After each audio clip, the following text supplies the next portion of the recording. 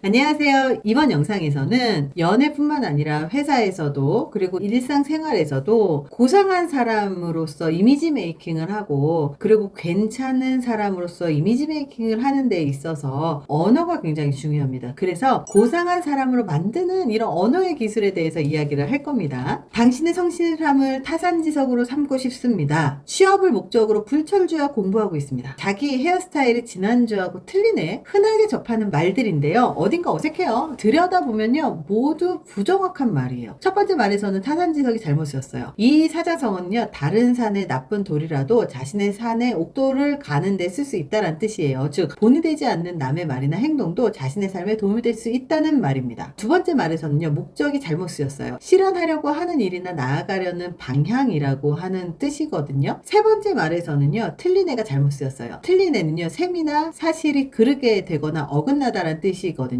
그래서 어떻게 고쳐야 되냐면 당신의 성실함을 귀감으로 삼고 싶습니다. 취업을 목표로 불철주야 공부하고 있습니다. 자기야 헤어스타일이 지난주하고 다르네. 이렇게 귀감, 거울을 삼아서 본받을 만한 모범, 목표, 어떤 목적을 이루고 지향하는 실제적인 대상으로 삼음. 세 번째는 다르다, 비교되는 두 대상이 같지 않다라고 하는 말로 바꿨죠. 선생님 올해 건강하세요. 난이도를 낮췄습니다. 이렇게 건강하세요는 형용사이기 때문에 명령형, 청유형에 쓸 수 없거든요. 선생님 건강하게 지내십시오 라고 하는 게 맞아요. 두 번째 말에서도요 난이도가 잘못 쓰였어요. 난도가 어려운 정도를 뜻하기 때문에 난도를 낮췄습니다 라고 하는 게 맞고요. 난이도를 살리려면 난이도를 조절했습니다가 맞습니다. 이렇게 부정확한 어휘가 일상에서 너무 자주 사용이 돼요. 문제는 말하는 사람이 어휘가 부족하다는 거죠. 어디서 들은 바는 있는데 정확한 뜻은 모르겠고, 그리고 이런 말을 쓰면 똑똑할 것 같고, 누군가하고 몇 분만 대화를 해보잖아요. 그러면 그 사람의 어휘가 풍부한지 아닌지를 정말 금방 알 수가 있거든요. 그래서 어떤 분야에서든지 활동하고 사회생활을 하면 평소에 신문과 책도 읽고요 알맞은 어휘를 사용할 수가 있어요. 더 나아가서 학력이 높을수록 문화생활 수준이 높을수록 어휘량은 증가합니다. 이렇게 어휘량이라고 하는 게 그 사람의 지적인 수준, 활동의 수준, 그리고 그 사람의 문화적인 수준, 이런 것들을 모두 다 담고 있어요. 그렇기 때문에 본인이 어떤 수준을 갖고 있는지는 대화 몇 마디로 충분히 알 수 있는 건 바로 어휘량 때문입니다. 그래서 어휘량이 부족하신 분들 같은 경우는요 본인의 어휘량이 부족하다라는 것 자체를 자각하지 못하는 경우가 정말 많아요. 이런 사람을 접하잖아요. 그러면 정말 굉장히 답답하죠. 그리고 물론 이미지도 좋아 보이지 않아요. 이런 말을 하루에도 수백 번 하는 사람 있죠. 헐, 대박, 진짜요, 좋아요,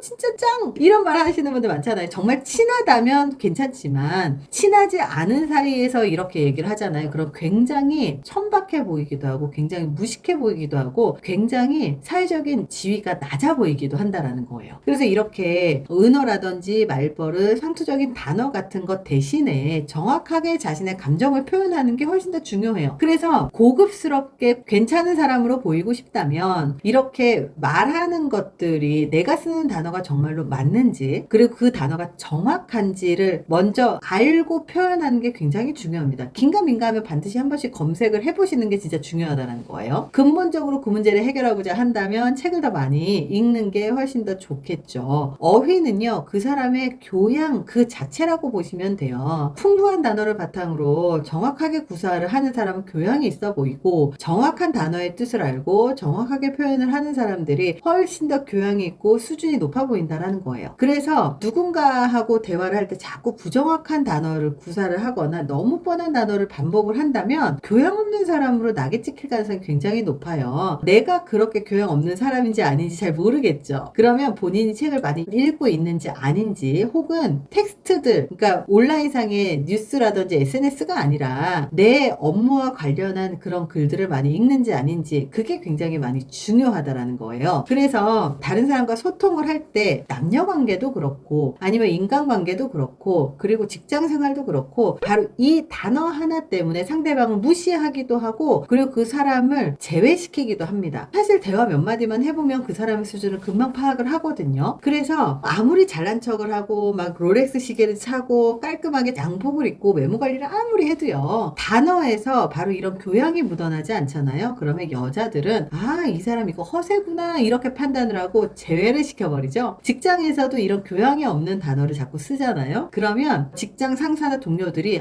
얘 되게 무식하구나 그래서 무시를 하면서 잡일만 자꾸 시키게 된다는 거죠. 그래서 교양이 꼭 고상한 사람으로 만들고자 한다면 이렇게 어휘의 숫자가 많아져야 되고, 어휘의 숫자가 많아지려면 책을 많이 읽는 게 중요하다는 거죠. 이번 영상이 도움이 되셨길 바랍니다. 감사합니다.